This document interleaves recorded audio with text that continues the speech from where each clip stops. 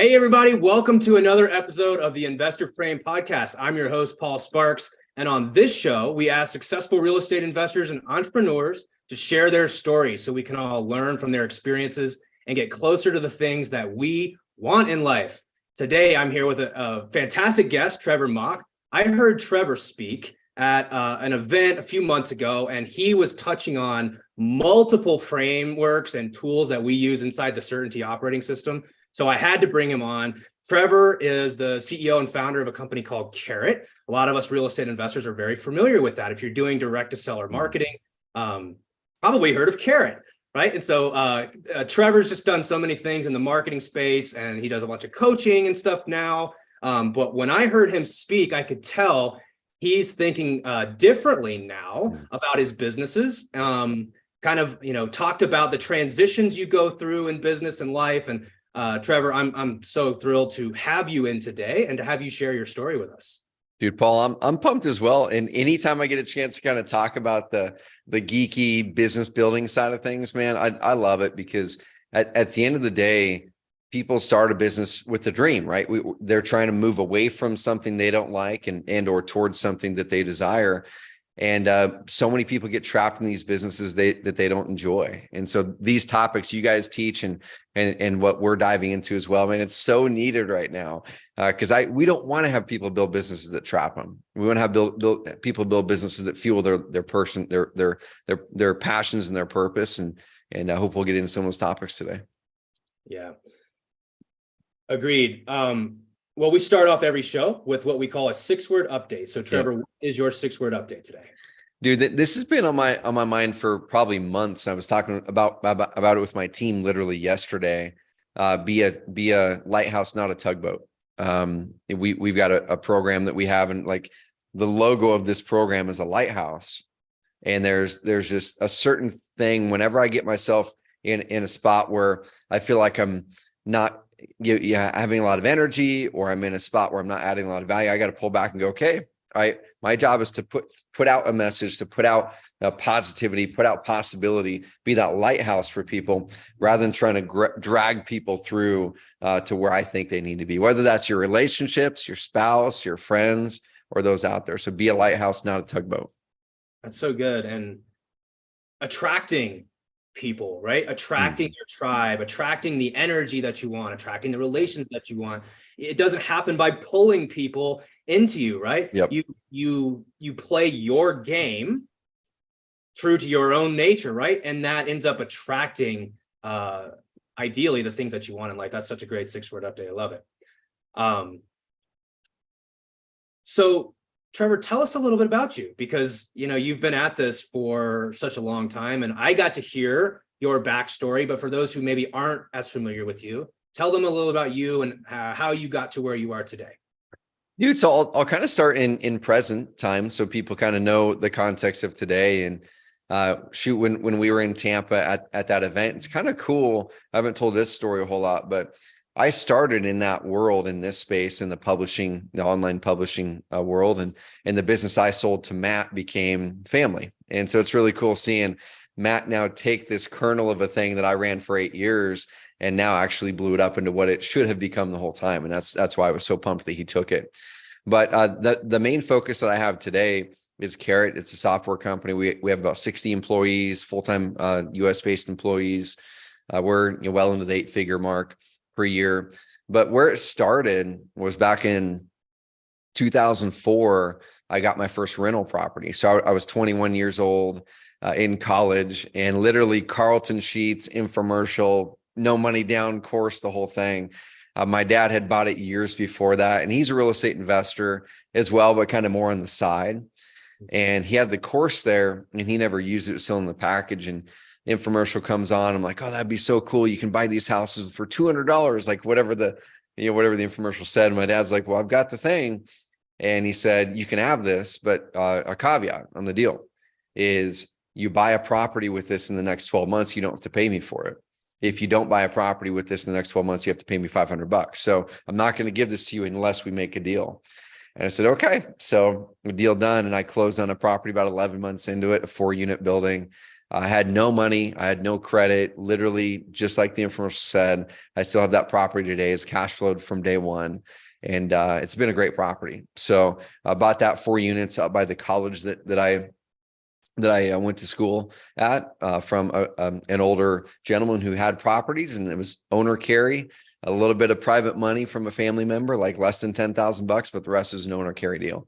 And so every real estate deal I've ever done since then that's buy and hold, except for one, has been owner carry. We own now in Little Roseburg, Oregon, where I live, we own 3 different pretty big retail buildings on the bottom floor, and office and or apartments on the upper.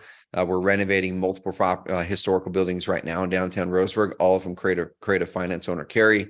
So that's the real estate side of things.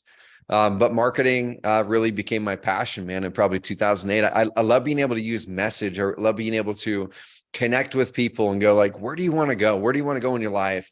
And then how can we bring them towards our solution that can truly help them get there? And good marketing helps you do that. Good marketing is education. Good marketing adds value. It doesn't just get in front of people. So I really honed those skill sets over the years. Started on an online publishing company that did decently well, around 500,000 a year or so. But that's where, Paul, I started to learn about the business stuff. I started to learn, oh my gosh, I had this dream as an entrepreneur to build this business that would give me what I deemed freedom and impact, right? I wanted to have something that gave me freedom, where I could go kind of do what I wanted to do when I wanted to do it in general. It would provide the income level that would give me the freedom to be able to not have to worry about money. And I want to make an impact with it, a real impact. And I found myself, I remember about 3.5 years into that business, we were doing about $500,000 a year. I had a business partner, Patrick Riddle, amazing friend still today. And dude, I was miserable. I became miserable in a job that I had created for myself. And at that time, I thought there was something wrong with me. I'm like, but all these people online, they seem really happy with their businesses, and I must have done something really, really wrong. And as I started to pull back, I started to ask myself, I said, okay, well, is it true that entrepreneurship has to be the way that it is today for me? And I said, well, let me find some examples of people who seem to be genuinely enjoying themselves in their work more often than not. And are there people out there who genuinely seem to be building businesses that give them energy and they have amazing incomes? And I found some great people that I started to get around in my life that kind of gave me that path. I'll fast forward and I'll toss it back over to you. But over the next 7 to 10 years, then I completely shifted mindsets, completely shifted the way I look at business, the way I grow businesses, the way I think about building teams and delegation, shifted from scarcity to abundance, and was capped at 500K a year there. And now we're multiple 8 figures, and have been able to grow some amazing businesses since then. Wow. Yeah, such a cool story, and such a typical story, right? A lot of entrepreneurs, they go through the same thing. It's not like this is such a typical experience from what I went through and you went through, and so many other entrepreneurs go through, is they build this, in the interest. So here's the first myth that we all buy into. We read Rich Dad Poor Dad, and it's like, here's the thing, you can acquire all these rentals and then you can retire early. And we're like, wow, that's incredible. And so what do? We end up leaving our corporate job, and then we're like, crap, I got to find a way to make active income. So then we start building these businesses that are meant to produce cash so that we can buy cash flow with it. And then we end up building this like box for ourselves around our business that is actually getting us further away from what we said that we wanted, which was freedom and energy to be able to do whatever it is that we wanted to do. Why do we do that, Trevor? Dude, the biggest thing that I found, Paul, so kind of going back to that time period where I made the big transition myself, was I think oftentimes we don't write down what I call non-negotiables. We don't write down what are the things I'm not willing to negotiate in any business I ever run in the future, because if I negotiate on these things, they're going to lead towards a life I don't want. And the second thing, Paul, is we're not clear oftentimes on who we want to become as people. We're not clear on the person that we want to become and the life we truly want to live in 5, 10, 20 years. And I know for me in that time period, I knew where I wanted to be in a year, right? I knew what my income, what I wanted my income to be in the short period of time. But I hadn't really become insanely clear on like, who do I actually want to be? Who's the person I would be insanely proud to be? What traits do they have? How do they show up every day?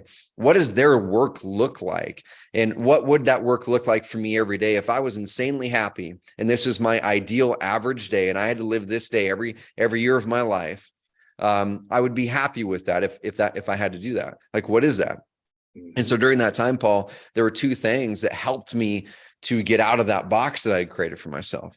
The first thing, like you said, that we start to create these businesses. I always say you create businesses usually to get away from something, right? We always have to have some energy, some force that drives us forward. And that's usually vision, right? Vision is the fuel, I call it. Vision's your fuel that drives you forward.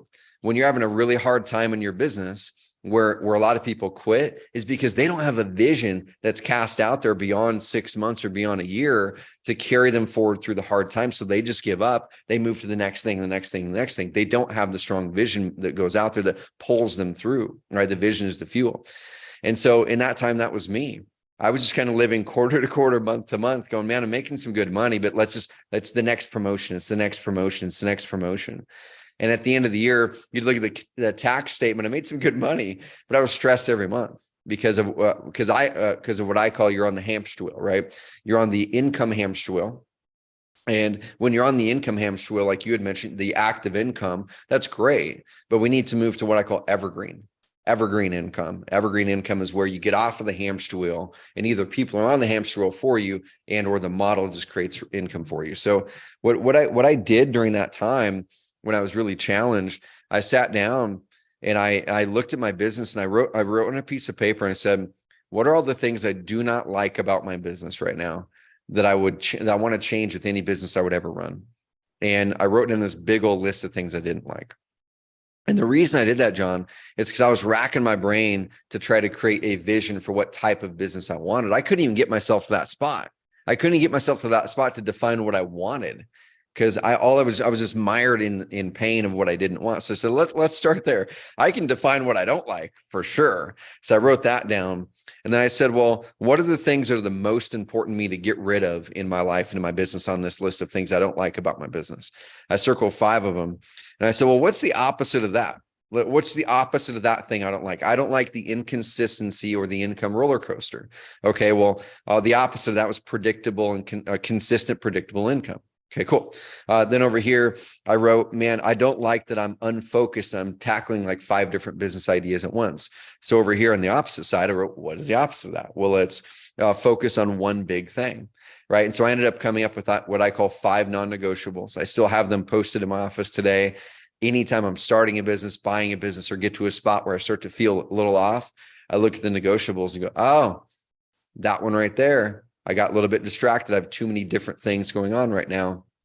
So the non-negotiables are one. And then the other one was the vision. And around that time, then after this, I'll toss over to you, is I remember the first ever event I ever went to. This would have been 2008. It was Gary Vaynerchuk's first ever paid speaking gig he did, is in Orlando, Florida. And I didn't have a lot of money at that time. And so they had a contest for this event. It was a big marketing event called New Beginnings in Orlando with Rich Schefren. And they were having this contest where they were giving away a ticket for this giant event. It was like a $9,000 ticket for the whole week. Jay Abraham was there and Rich Schefren and all the internet marketers of the time, like Frank Kern and the whole list. And I remember I was in the front row and Frank Kern gave this talk. And it was this talk that kind of became famous in that circle. And the talk, basically, he walked through on an overhead projector at the time. It was literally overhead projector on the stage. He was just drawing it out on an overhead projector of the ideal average day concept. And I go, okay, this is cool. And he talked about how it transformed his life, visualizing what an ideal average day X many years ahead looks like. And I did that. And on the flight home, I wrote it out and I came up with a model that works for me of 20-10-5. So I go, let me write down what my ideal average day is 20 years out. There's a reason for this, Paul, for me. It's because the first time I did it, I wrote it like 5 years out. But when we bring that vision close to us, we also have our limiting beliefs, and the past really influences that vision way more than it should. When we bring the vision far out, the future influences that vision. The possibilities influence that vision. So I said, well, how can I get it far enough out to where my limiting beliefs are broken? Because if I do it 5 years out, all of my problems and challenges I have right now seep into that and go, well, man, I think that goes a little bit too big. I don't know. I don't even know if it's possible to hit that.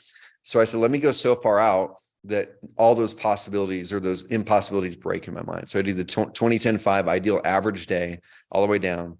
And once I did those two things, non-negotiables, and the I call it the personal vision story, and I still do this every year today, that completely unlocked that, where I could get out of that box of the business that I painted for myself, because I knew where I wanted to go, and I knew what I wanted my businesses to always abide by, these non-negotiables. Then I could fit the business model that matched those.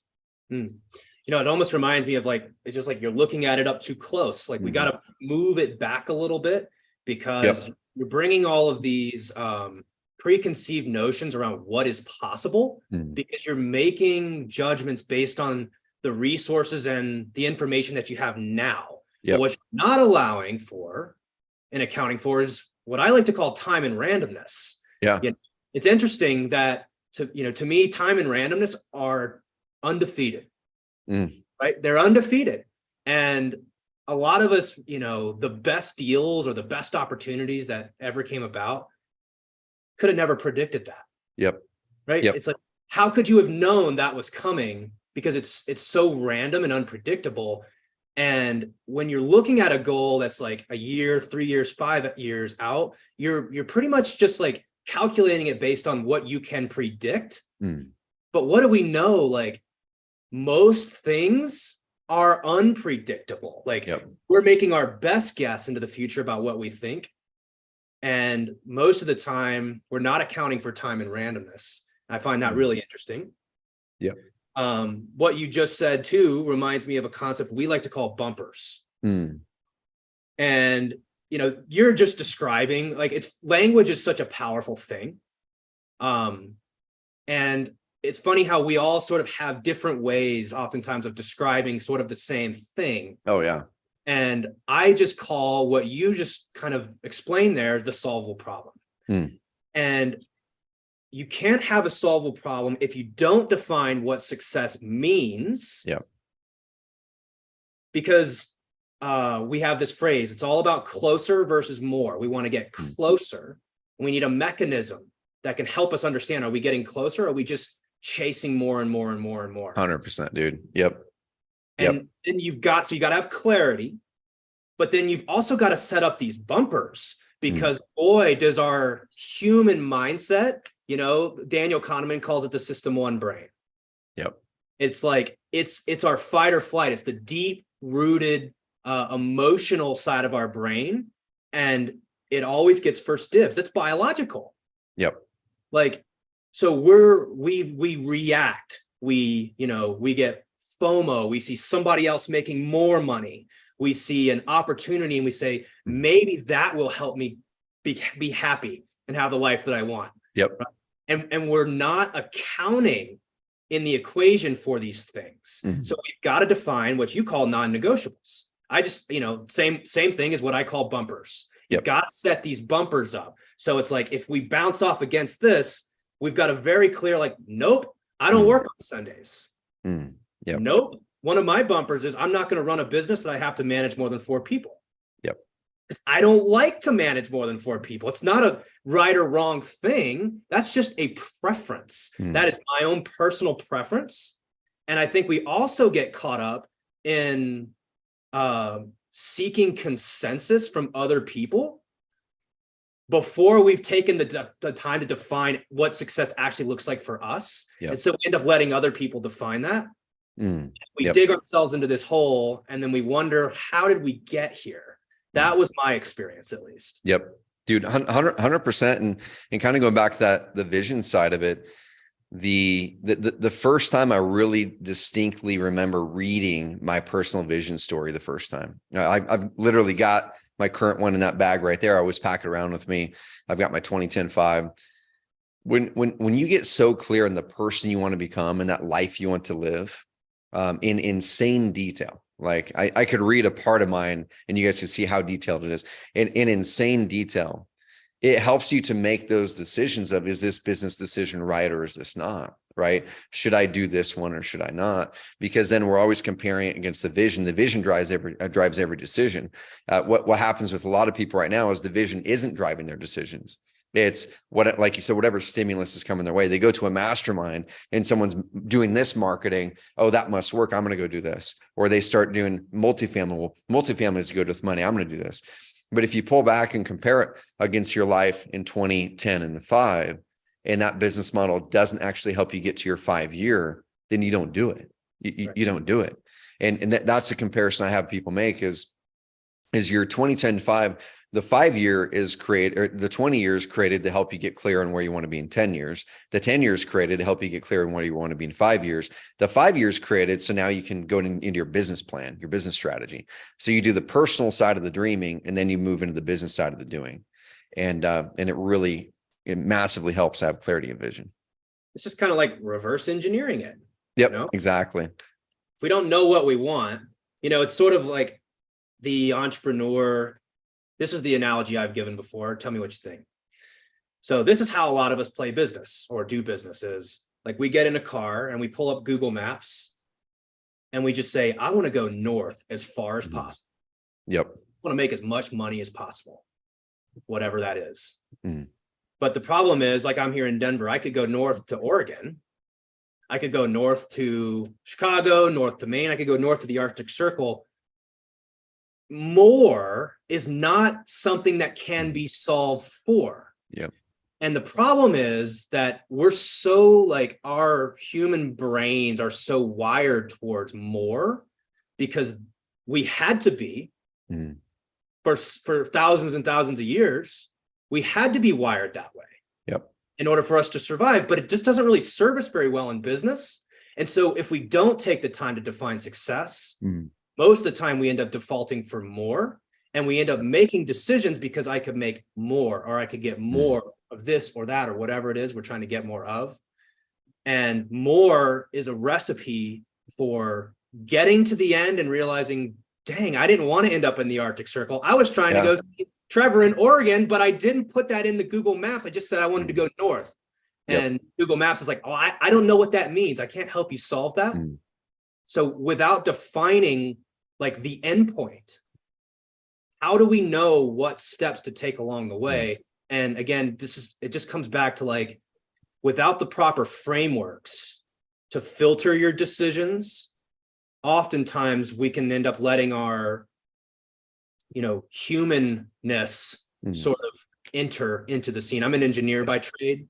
What do we know? That the most unreliable component of every system is the human. Yep. Right. Yep. So we have to have ways to keep ourselves from getting off course, because it's like, look at this shiny object. Ooh, look at this person who's doing all these things. Dude. Yep. And dude, you mentioned the more things. I want to double click into that a little bit more. The thing that I've recognized too is more isn't always bad, right? The problem is people don't know what they're wanting more of. And so they end up chasing the more of the thing that is the easiest to track, which is revenue, oftentimes in business, right? And so what I challenge people to do is and I do this every quarter or whenever I get in one of those funks, right? We all get into funks, no matter how amazing our systems are, no matter how positive we are. The main thing that I like to have people think of is like, if you look at a stock trader, right? A stock trader, if you look at a good stock, that stock doesn't always have a flat line that just goes straight up, a smooth line that goes, it goes like this, but you hope it goes up and to the right, right? And if you're a stock trader, the way that they trade is they have essentially some sort of indicators or some sort of signals that say, hey, once something hits this spot, then I'm going to do something. I'm going to buy, I'm going to sell, do whatever, right? And when that indicator flashes, hey, this stock is at this spot, then an action happens to make a move, right? What happens in life, though, is we oftentimes don't recognize that we're trying to go up and to the right in happiness, health, wealth, whatever it is we're trying to go for, but we don't recognize that it's more like this. And we don't have these indicators in our minds that go, oh, shoot, we're going down again, and that doesn't feel good. What is my move to make to get back up again, right? And I started to create these indicators in my life, and I use this process called the 6Fs. And the 6Fs help me to determine what I want more of, right? What is it that I actually want more of in my life? Because it might not be money right now. And so the 6Fs every quarter, or when I hit that spot where too many days, too many weeks in a row, I go, man, I don't want to do my work, right? Too many days or too many weeks in a row. Too many days or too many weeks in a row, I finished the work week and I go, dude, I did a lot of stuff, but I could have easily not been here this week and we would have been fine. And I would have been more happy on the golf course or something like that. Too many days or too many weeks in a row, I feel that my work has drained my energy more than it's given me energy. And I recognize that because you start to fall in these patterns that you don't like. You didn't show up to your workout today with your buddies, right? You work out 3 days a week with them and you made an excuse that you could have powered through that thing, but you just said, I'm not going to make it in today, guys. I'll be there at the next one. You start to do those certain things. Those for me are those indicators, right? And then as soon as I recognize that, I go, okay, something's off, something's out of balance. And 6Fs, write it down on a piece of paper. And this determines what I want to push for more of. And it's faith. It's on a scale of 1 to 5. Okay. 1 being could not be any worse in my life. I could not be any worse. 5 being, dude, it couldn't be any better. This is amazing right now. Right. So the first one is faith. Next one is family, friends, fitness, finances, and fun. Okay. Faith, family, friends, fitness, finances, and fun. And I'll just do a quick little synopsis on that. Hey, 1 to 5 on these. I'll circle the 1 or maybe 2 that are lower than I want them to be. And oftentimes that is the thing that's an imbalance in my life right now. I might be pegging it on finances. There were many times, Paul, where I did the 6Fs. I was a 5 out of 5 on finances, or I maybe put a 4 because I'm like, I'm ambitious though, right? So I'm going to put a 4 there. But I was doing amazing financially. But dude, I wasn't hanging out with friends. I hadn't opened up the Bible or dove into my Bible study in 3 months. Or, dude, I stopped working out all of a sudden. It happened slowly. I was working out, I was cranking. I got done 75 hard, but somehow I look back 90 days later and go, whoa, I worked out 2 days, two times a day for 75 days. And I was on fire. And now 90 days later, dude, I'm working out 3 days a week and I don't feel on fire right now. Right. So as soon as I do that, then I make a plan to go, this is what I want more of. I want more friends in my life right now. I want more energy, and that's going to come from fitness, or it might be finances right now for you guys. So as long as you guys define what you want more of, then it's always this: you like the stock trader, you audit yourself and go, okay, my energy's lower. I don't like my work too many days in a row. Whatever it is, that's your signal. That's your indicator. 6Fs it. Circle the 1 or 2 you want more of in your life, and that helps you get that energy back in there. And that's been really, really helpful for me. Yeah, that's so good. And it's a moving target, I would assume. Mm-hmm. Right? Like it is. It's not a right or wrong thing. Mm-mm. It's a preference thing. And you're going to have different phases in your life. It reminds me of something, another framework that we talk about is finite versus infinite games. Yep. And it's like, is this a game, like a finite game? I'm trying to win this game. There is a conclusion. Like I want to get to, for a lot of investors when they get started, it's like, I want to make $10,000 a month in passive income. Okay. Well, we can define that as a finite game that can be won. Yep. But that's very different than an infinite game. The point of a finite game is to win the game. The point of an infinite game is to continue playing. Yep. It's like, how do you win being a husband? How do you win at your faith in God? How do you win at being fit? You don't. You stay fit. You continue to become better and better and better at being a husband, better at your faith. It's not a game that can be won or lost. That's not the point. The point is to design it so we can continue playing it over time and that reminds me a lot about what you just said there, right? Dude. You can get more faith. You Mhm. can optimize for more and more fitness. But what we want to do is differentiate, like, is this a game to be won, or is this a game just because I want to continue playing? Yep. And dude, and for me, this is so good, dude. Because for me, you then ask the question, well, you didn't ask this, but rhetorically, someone might be asking the question, well, Trevor, like what are we actually going after then? Right. So if it's these 6 F's and I'm continually looking at it and I don't feel good on this one, but I feel good in these 3 or whatever, like what is it we're going after? And for me, honestly, it's energy, right? It's energy. Back in 2010 through 12, when I was going through that first real big challenge as an entrepreneur, and I was stuck at $500,000 a year and wasn't liking my work and didn't want to get up to do the work I had created in the morning. During that time, I realized I was optimizing for the wrong thing. You know, people were telling me, very smart people were telling me, Trevor, you need to grab a piece of paper, draw a line down the middle of that piece of paper and write, a dollar sign on one side, what makes me money. And then the other side, what am I doing right now that doesn't make money? It's not a revenue driver. And they said, write down all the things that you do in your business that make you money.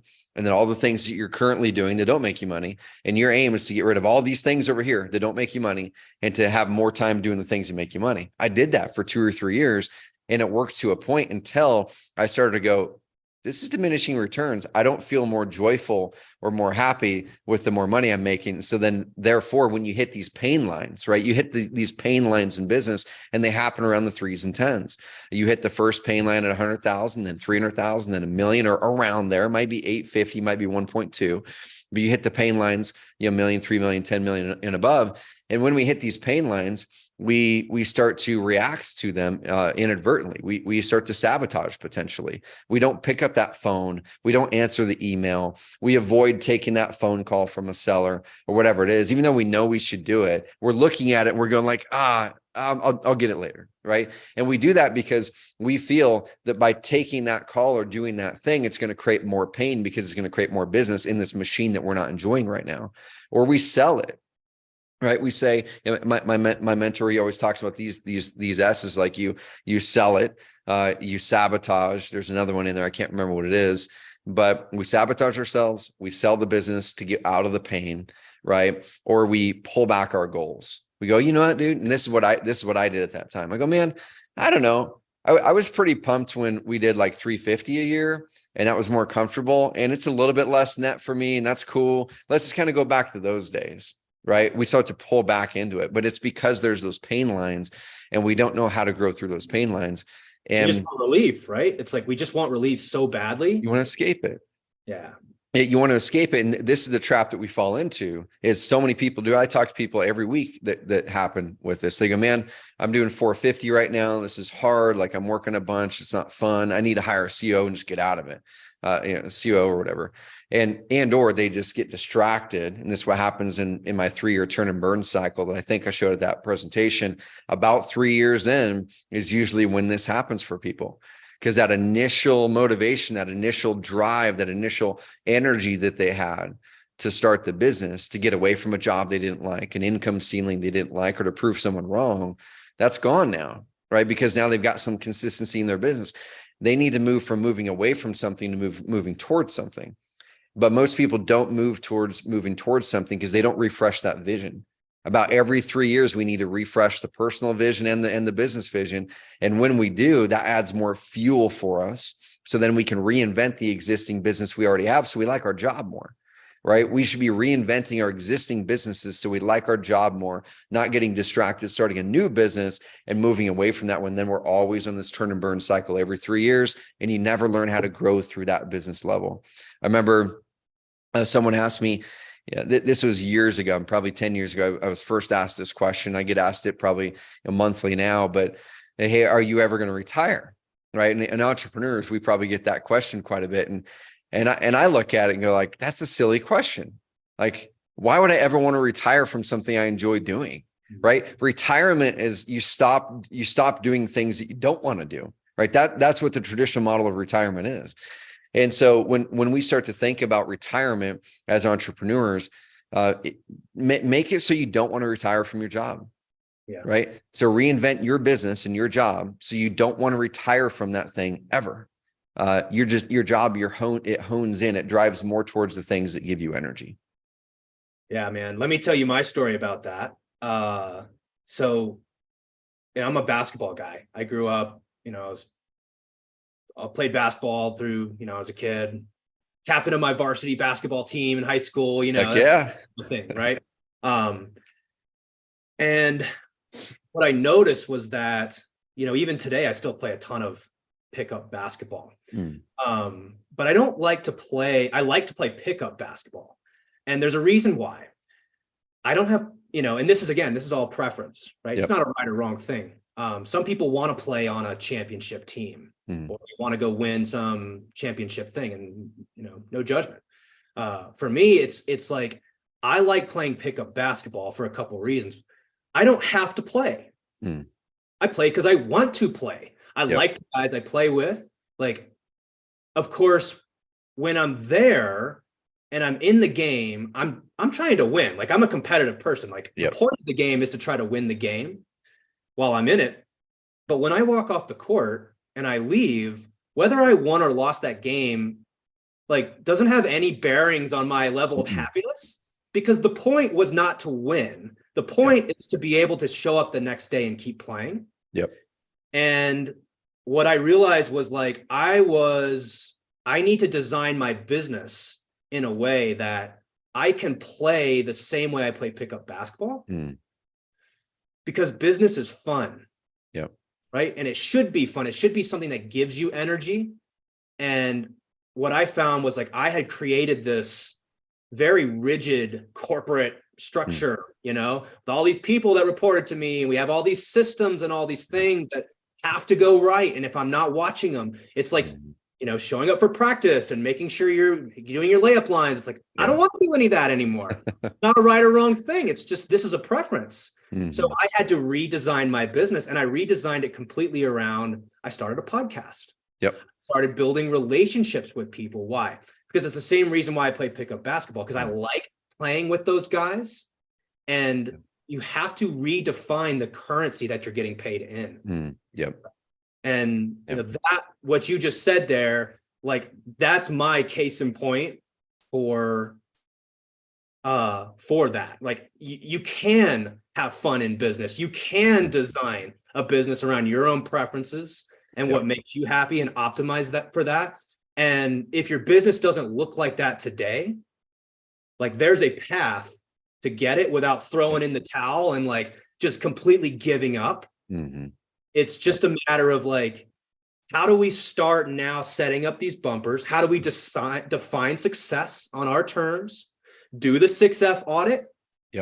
Go through and evaluate your current situation. What do I want more of? And where are we? Where do we want to be? And how do we close that gap? Dude, and the big thing, I'll kind of double down on there, Paul, is what I didn't recognize back in 2010, 11, 12 was your business growth is never going to outpace your personal growth, right? So whenever I see myself in our businesses coming up against one of those pain lines, we're near it or we're at it, then I then ask myself to say, okay, well, what would a CEO of a business that is 25 million a year, or whatever it is that we're going for, what is a CEO of a business that is at that level? What skill sets they have that I don't have, right? Where do I need to grow? What disciplines or habits do I need to get better at? I remember, this would have been 2018. I don't remember what revenue mark we were at, but it was probably around $3 million or so. But things were getting hard again, right? I was showing up to work, and I'd gotten some bad habits, and energy was lower than I wanted it to be. I think I grade my energy on a quarterly basis using my energy audit process, and I pretty much go through, and my aim is always to be 75% or more of my average work week should be in energy giving activities. Back in 2012, 80% in my energy audit at that time, 80% was draining my energy. No wonder I didn't like my work, right?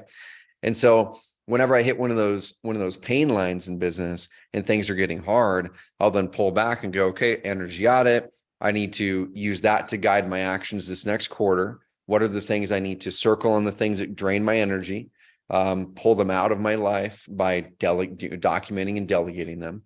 And then I go to the energy give side of it and go, dude, even if this doesn't make me money, even if it doesn't make any money at all, I'm going to circle one of those things over there to add back to my life. And in 2018, it was working out. I'm like, dude, I get energy from working out and hanging out with my buddies, but I'm not doing it anymore because I'm optimizing for money when I shouldn't be. I did the energy audit. I get a lot of energy from doing podcasts like this. I get energy from working out.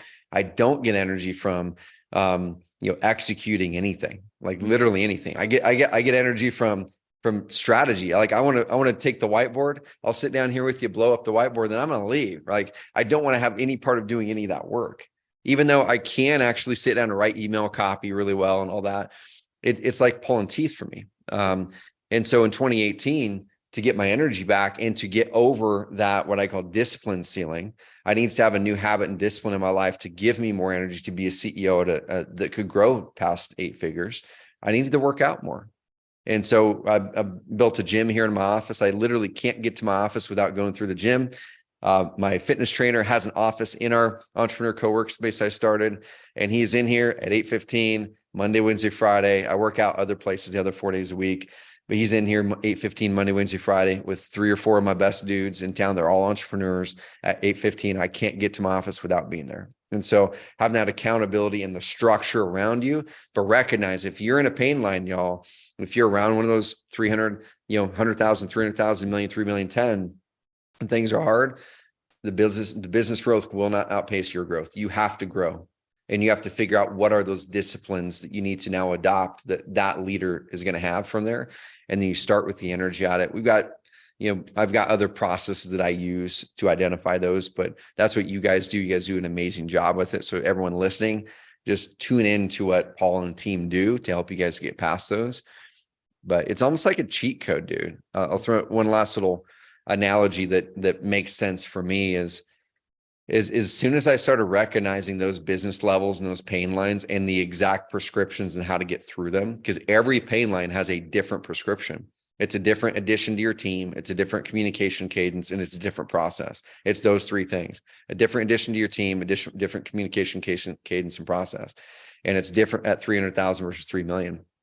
And once I recognized that those are in place, my wife and I ran a half marathon again a few weeks ago. And a buddy of mine, he was at one of our events called Carrot Camp recently. And he goes, dude, I needed to kind of snap myself back into a higher gear. And I decided to do a marathon a month in 2022. And he did a marathon every month in 2022. And he said, the first one that I did, I hit this big wall, right? In marathons, you hit a wall, and he hits his walls usually around mile 18. And he said about mile 22. And he said, it's like clockwork. About mile 18 and mile 22, I hit these walls. And he said the first marathon he ever ran, he didn't know that those walls existed. So he was running and he hit this wall and he's like, oh my gosh, dude, is my body falling apart? Should I stop this race? What's happened? Shoot, I didn't prepare right. I didn't bring the right nutrients and the goo things. And he just kept going, but he was second guessing himself every step of the way because he thought he was going to injure himself because he hit that wall. And then you end up getting your second win, right? And then he hit a wall again and he got a third win and finished. As he started talking to other marathon people, they're like, no, dude, that's normal, right? You hit the wall at mile 18. And here's the things you need to do. You need to fuel ahead of it. And here's the type of fuel. But you put your head down, you grind through it, do these mental things. And then you're going to get your second one. You're going to be good. And then you're going to hit another one. You do this, you do that, and you go through it. He goes, dude, every marathon I ever did after that was a lot easier because I knew the walls I was going to hit. Before I ever started, I was prepared for them. I knew the mental mindset shifts I had to make before and in them to get through them. And I knew I wasn't going to injure my body on it. That's just natural. Everyone hits those. That's what happens with business when you know the levels, the pain lines, the threes and tens, the prescriptions. So it's coming. It's going to be hard. But then if you know the prescriptions and how to get through them, then you can actually get through them easier without giving up like most people do. Yeah. Well, you call it a cheat code, and we call it rigging the game. I like it. And so Dan Nicholson, this was a Wall Street Journal bestseller last year, and this kind of guides, like you're talking about the rule of 3 and 10, and that's literally in this book. And it's just funny that there's certain universal truths and first principles that are out there. Yep. And a lot of people have figured this out in the past, and it's a cheat code. Like you can actually rig the game if you learn these things and learn 100%. start implementing it into your business. So I think that, it's like, you and I, we're just cut from the same cloth, like just to hear you explain these frameworks and how you use them to reason and guide your decision-making, and how there's so many parallels to, you say it this way, it's the same concept, we just have slightly different language for it.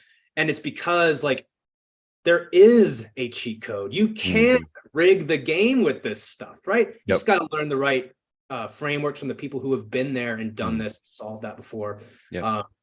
So Trevor, man, like this is such a fantastic conversation. I'm sure we could just keep going for another hour, but how can people learn more about you, what you're doing, learn more about Carrot, and get in contact with you if they wanted to connect with you? Dude, for sure, man. I've got a podcast called the Carrot Cast. You guys can find it on Spotify, Apple Podcast, Carrot Cast, like the vegetable. And every Thursday is actually, I call them Trevor Truck Talks. I record a podcast on my cell phone as I'm driving home. And most of it's this kind of stuff. It's like stuff I'm going through in business. It's mental mindset shifts. I just did one on abundance versus scarcity and how they impact your energy in a big way.